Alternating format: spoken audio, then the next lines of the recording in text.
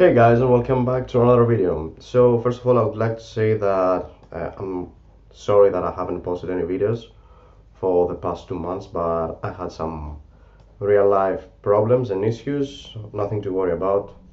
That has something to do with my university, but I managed to make things right and it's all good.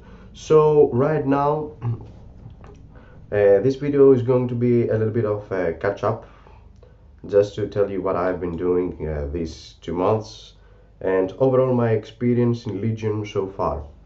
If you remember, I have started playing the Legion as a Warlock, and I still have that Warlock. And I believe he's 865 item level right now as a Distraction Warlock, which is a pretty good choice.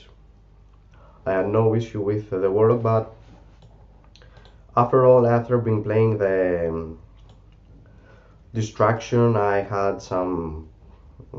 I got bored actually, to be entirely honest, because, well, you see, the rotation of the Distraction Warlock is pretty much the same thing. Keep him laid up, backdraft, incinerate when you have nothing, you don't have the necessary chaos, the soul surge in order to spend it in either Rain of Fire or your Chaos Bolt.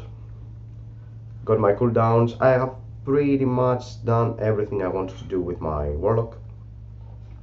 And we had some in-guild issue drama which prevented us from doing the full heroic clear. We managed to clear till I believe it was the I boss Ilganoth, and then something happened in the guild and we just stopped doing raids.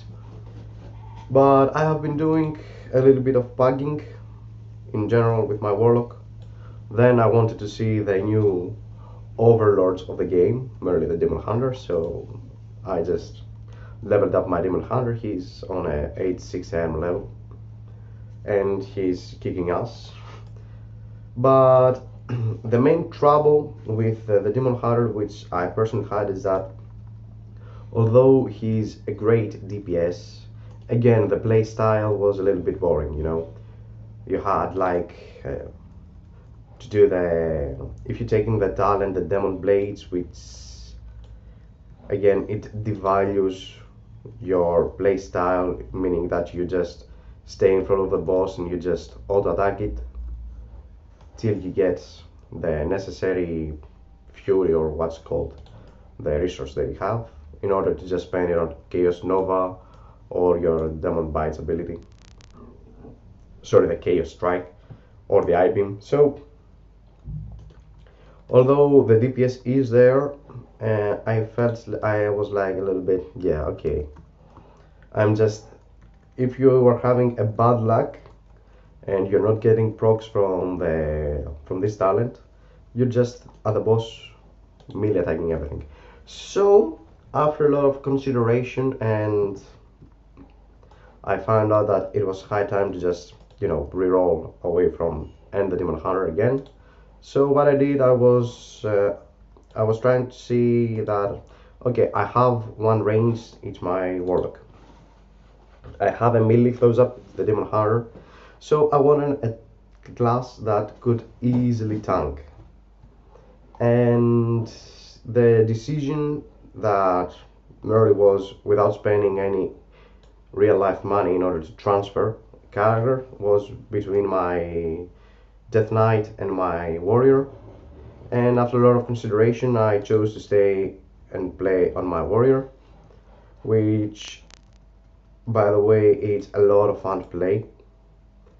All the things that the Warrior class has, I mean, as a Fury Warrior, the talents are awesome, and I feel like there is a lot of potential in playing the Warrior right now, and the power of the Warrior comes obviously from executes, right?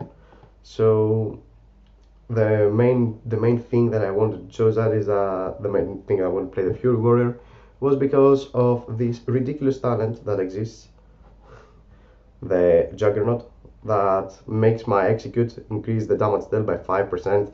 stacking up to 99 times. Although I haven't been in a scenario that I had stacked up to 99%, although it's easy to stack it with correct, bloodthirst and the raging blow as for your rage regeneration. But the max that I have managed to do the stacking buff before the boss died was actually, I believe it was like 30 or something like that. So it was pretty nice to see that I got a huge buff out of practically doing execute and just a bloodthirst raging blow just to refresh the duration. So this was fun to play, and although at the mid fight using your cooldowns is pretty much a must do for your warrior in order to get the greatest advantage out of it,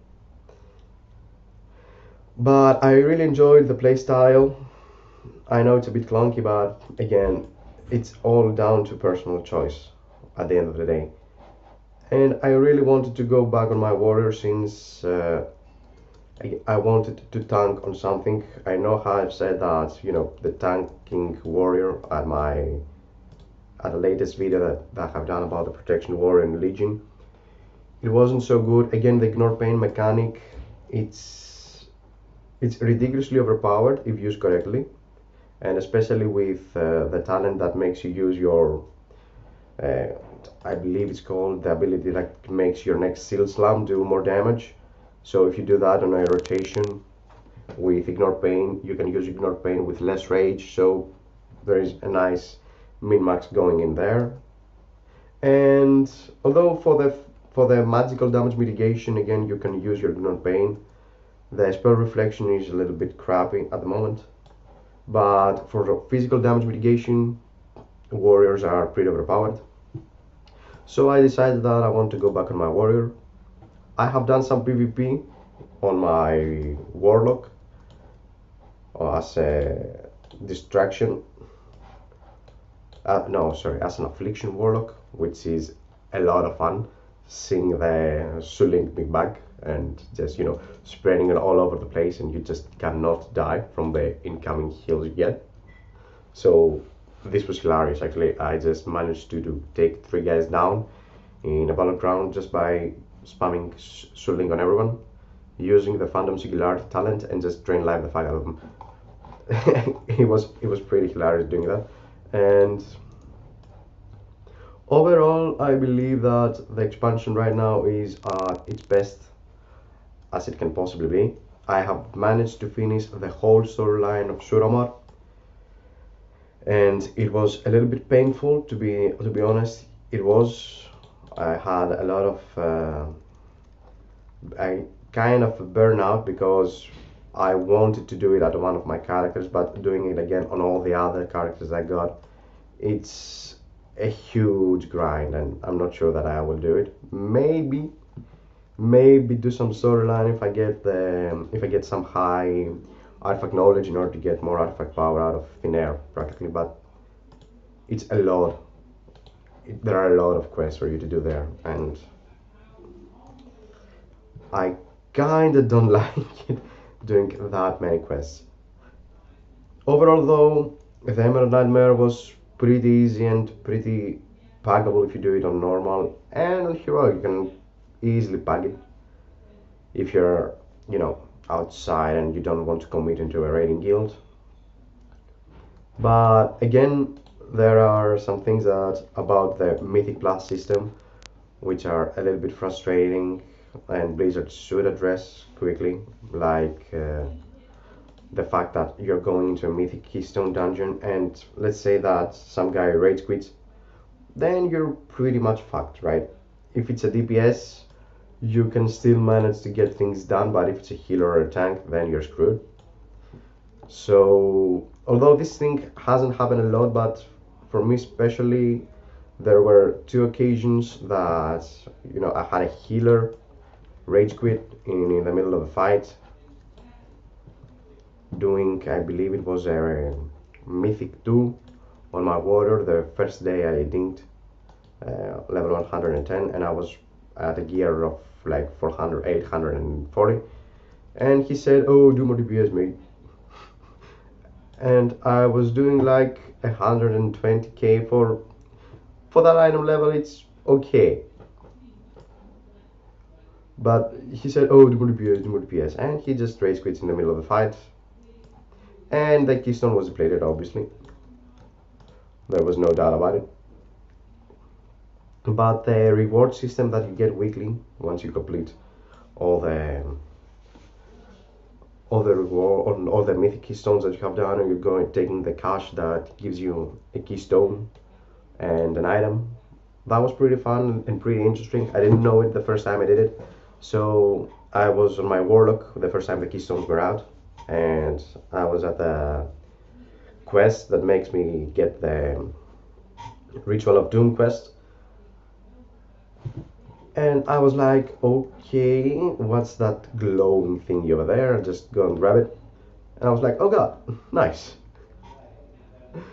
So that was kind of awesome. I mean, I really enjoyed doing it. But apart from that, I have to say a major thanks to Blizzard. I mean, overall the expansion so far has been great. I have nothing to say about it. The only thing that I find a little bit not frustrating, but well, it was disappointing actually. It was the Warrior Classical campaign.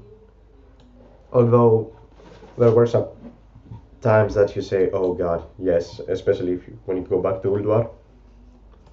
But that was the major storyline. That they just had to go to get you back to Ulduar, right?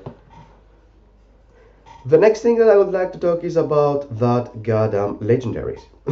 So, if you're not familiar with this, and I hope you are, well, the legendary system is one of the most controversial systems ever put in the game, and we don't know why. So, I've managed to get one legendary on a warlock, and it was a crappy ring that it has no effect on bosses. Thank you for that, Blizzard.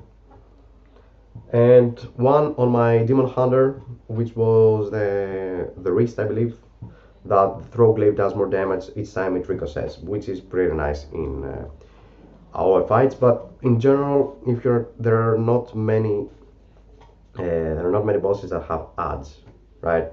I can think of Il'gynoth.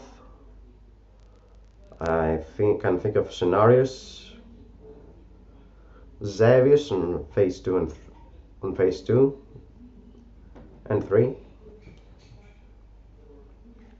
from the Emerald Nightmare. I don't think there is other, and the Dragons of Nightmare, but generally you are just DPSing one boss at a time. There are some mods, but generally there are not so many. And from the Trial of Valor, I can only think of Helia and Odin during the Runic Brand tactic. So there are some times, but again, Odin's adds are like they're at the rune, so again, there are not so many adds there. But Helia, yeah, Helia was like a gift from the gods for those classes that heavily rely on our fights, right? So guys, this was just a video for catching up with you. For the channel, I think that I will revisit some of my old series, like the how to solo some bosses. I would try to do some from the Pandaria, and I will try and see if I can do some from the Warlords of Draenor, although I don't think that I can solo them right now. Maybe my Warlock, maybe. But again, thank you very much for watching, guys, and I hope you really enjoyed the video. I would like to say happy holidays for those of you that are doing your holidays right now at this time, and if I don't see you during this time, again, have a happy new year. See you guys.